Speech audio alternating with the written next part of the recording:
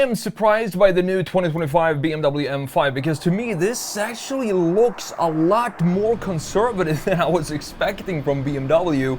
It almost, I wouldn't call it harmonious in the front end, but it does look like we have some nice structure and some clean surfaces in the front. In the rear is a little bit of a different story. We're gonna have a look at the front side and rear, the interior of the new 2025 M5. I'm gonna let you know exactly what I think about this car. Before we do that though, before we jump into Photoshop, let's have a look at what this is because there's a lot to cover in this video. So let's jump straight in from this article from Car and Driver. 2025 BMW M5 arrives with 717 horsepower plug-in hybrid powertrain.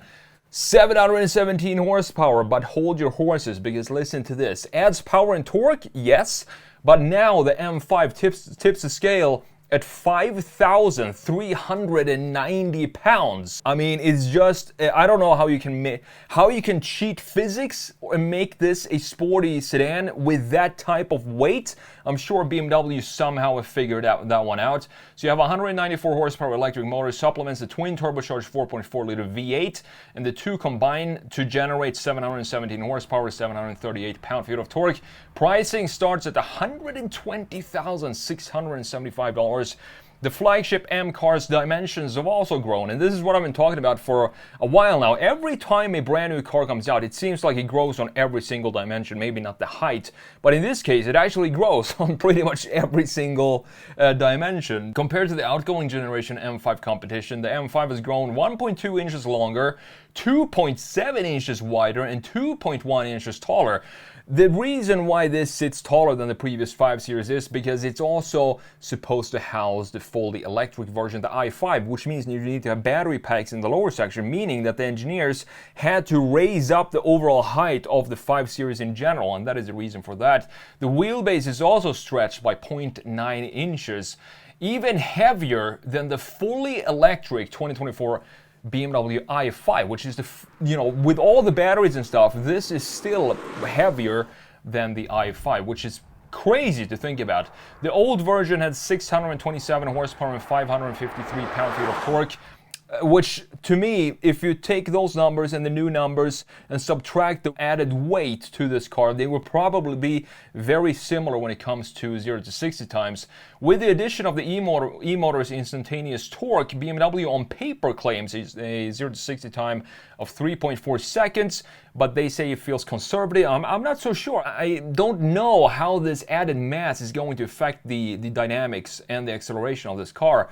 The company also lists a top speed of 190 miles per hour, but you need to get the optional BMW driver package for that. Otherwise, it's limited to 155 miles per hour. And if the true top speed of 190 miles per hour, and if you have the limiter on at 155, it feels like it's just gonna slam right into that limit and then just start slowing down because it's such a big difference between those two numbers. I would definitely go for the BMW driver's package here.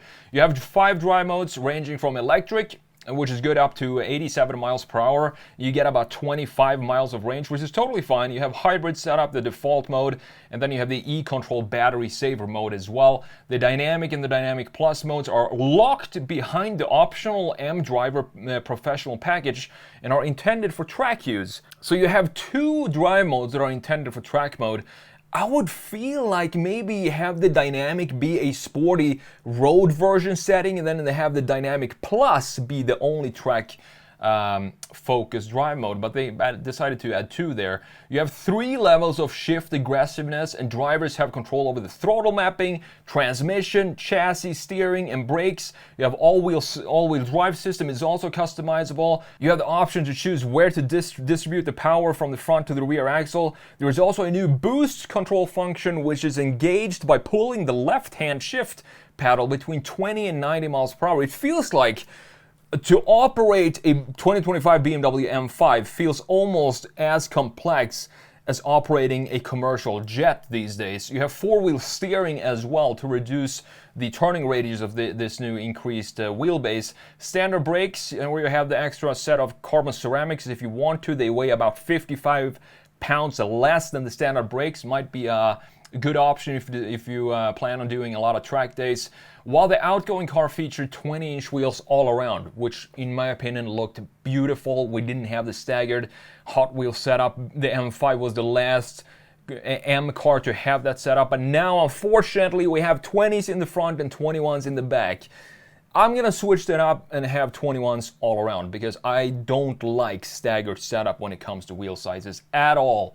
Wider fenders mark the M5 as greater than standard models, with the wheel arches stretching a full 3 inches wider in the front and 1.9 inches in the rear. So it's a lot more wide than the standard 5 Series, which is definitely going to plant this car on the ground. But it also has the same problem like I had in the M3 sedan, where it looks like they took the standard rear passenger door from a 5 Series and then tried to carve in a wide body fender. We're gonna have a look at that in the rear in the rear section of the car. I'm gonna show you exactly what I mean in Photoshop. It looks very abrupt, that transition from the door into the wide body.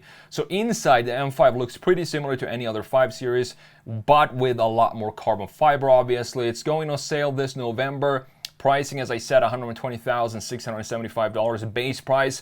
That is a bump of nearly $9,000 more than the 2023's BMW M5. So with that said, let's jump into Photoshop here and let's have a look at this design. First of all, before I have a look at the Photoshop, the design of the new 2025 5 Series, I have to give it proper respect here. The M5, 1984 when it first came out. Look at this beauty.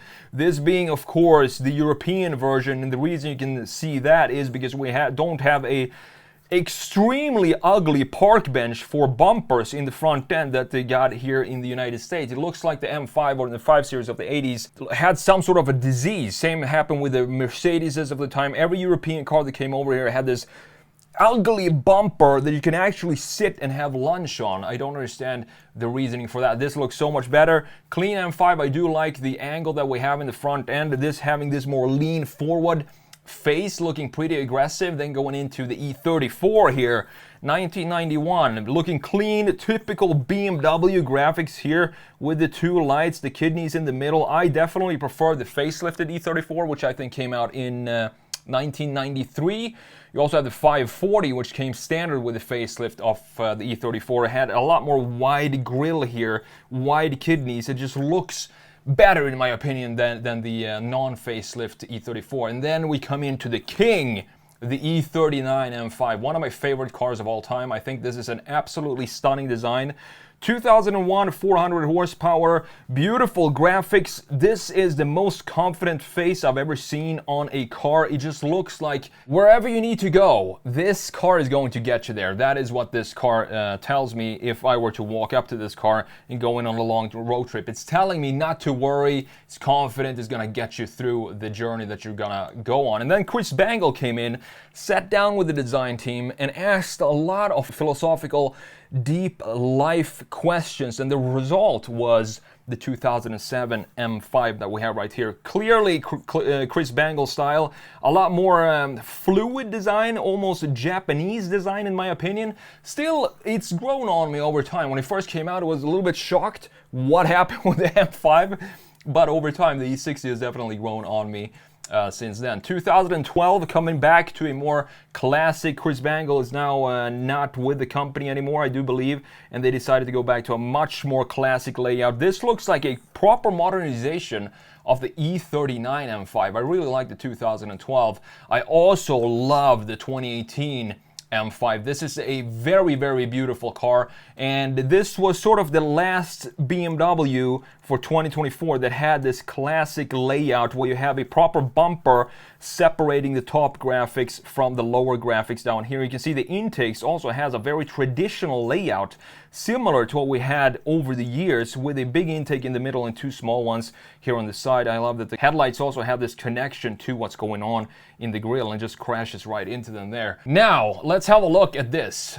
These are some design sketches from the BMW design team. You can see the ideation here. These are 3 different versions of what the 5 Series could have been, could have looked like. I think they went with the middle section here with the middle, with this rear end and this front end. I do believe it could, this looks to be more like the one that we have in production today, and that is this one right here. I wanted to throw in the regular 5 Series here because of my surprise when I saw the M5. I thought they were going to go in with a lot of complex stuff, triangles in the front end and angles that don't make sense whatsoever. But now, when I see it for the first time, I think it actually looks pretty good. We do have a couple of BMW weirdness in this design going on here. For example, they still have the radar sitting right in smack in the middle, in between the two most key important features for a front end of the BMW, which is of course the kidneys.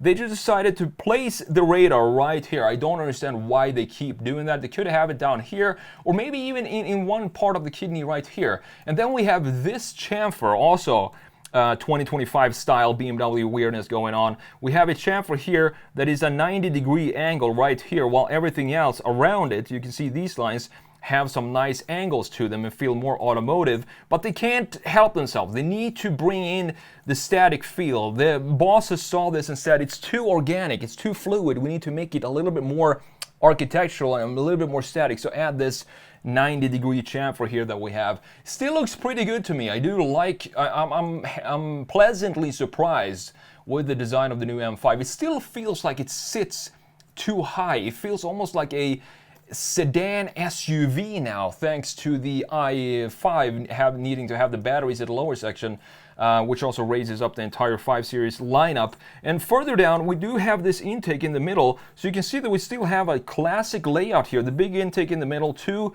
smaller intakes on the side. I also like these fins that we have in the lower section. Maybe the framing for these graphics. You can see all the details, the framing going around these graphics. Also the grille looks too complex to me. This could be a lot more simpler and simplified than having all these bezels and whatever goes on around the key graphics in the front end.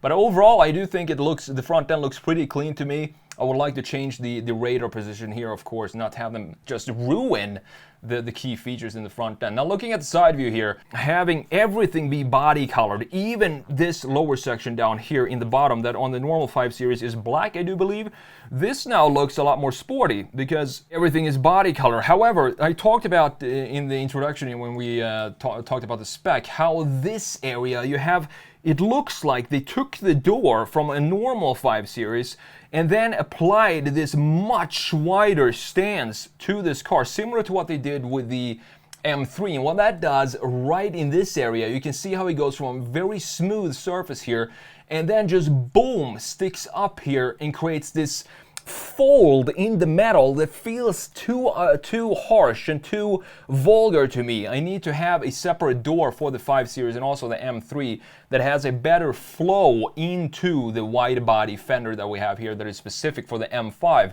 And then last but not least, here on the side view, we do have the new wheels, which I'm not impressed by. I don't think these wheels suit the M5. They look like normal, boring 530 wheels to me. I want to have much more style, much more sportiness in the wheels than this. But thankfully, they're not all black. At least they're going back a little bit to some splashes of silver in here. These being the 20s in the front and the 21s in the rear. I want to have the same size as I said. Just put the 21s up here in the front, and I don't care if it ruins the handling a little bit. I still want to have the same size. Thankfully, we also have, in the new 5 Series, we do have sort of a Hofmeister kink going on right here. Not as clear as it used to be before. And then the new M5 logo in the C-pillar right there as well. Now, looking at the rear end, this is what I have a couple of questions about. Because this treatment right here, it feels like the 5 Series was in an accident or something. It feels like this entire section has just been carved out from the body, and it's very static, very rough cut into the body that I'm not a huge fan of at all. But at least it has some connection to what's going on inside of it, because look at this. If we continue this line going up here into this feature, it feels like a funnel here, like this should be an air vent or air outlet just shooting out some air there, but I think it's actually a reflector light in here.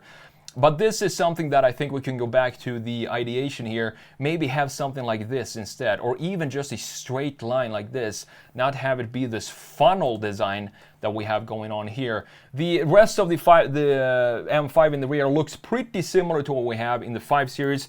This is a line that I don't like, because this just goes in and feels like it's adding height to the rear end of the car. I want to have this go in line with the shoulder line, so the shoulder line be connected up there, or just have it go straight like this and have it be more athletic and not have this angle just weirdly going up into the M5 logo up there. Further down we have a very aggressive diffuser here, sticking up almost 50% of the height of the rear end, and then dips down, creating this reverse light right here. This definitely, in my opinion, could have been a lot lower than this and have a proper bumper here instead. I feel like these are stretching up a little bit too high. You can see the distance from the exhaust pipes down here up to the level of where the diffuser stops. It just feels it doesn't feel balanced to me. I want to have the diffuser wrap closer around the exhaust pipe, something like that. I think that would also add a little bit of more nimbleness to the rear end. Or maybe they did this because the rear end is actually so high, or so tall in fact, that they needed some black graphics in the lower section to reduce the overall height. That could be a reason why they had such massive diffusers in the rear. Now, looking at the interior, there's really not a lot to talk about here because it looks pretty much like a 5 Series interior, except for this red line that we have up here. Talked about this before. Seems to be a trend for 2025 performance vehicles to have a red line up there, which has been part of performance cars for a while, but not that common in normal production cars. Then you have all these lights and crystal bars like we have in the 7 Series as well. You have the 14.3 or whatever infotainment screen here, 12.3-inch gauge cluster in one single TV up top. This being the iDrive 9 system, meaning that we don't have any more physical buttons at all, basically, for the 5 Series. A couple of buttons here for the drive mode. Newly designed buttons for the drive modes here. The pre-select red buttons here and the paddles have also been redesigned. So overall, I'm pretty excited about this M5. And it feels like maybe, I've said this before, and I'm not sure if it's actually happening, but it feels like maybe, hopefully, BMW is dialing down a little bit on their craziness, the weirdness when it comes to design, and starting to think back about the old legends that they used to have of the mid-90s, the early 2000s, even up to the late 2000s, I would say, and try to take some more inspiration from that and bring back that confident feel that we're so used to seeing in older BMWs and apply it into new ones. This feels like a step forward towards that vision, but I'm not sure if we're going to continue to see this type of design language from BMW or if they're going to switch it up even more.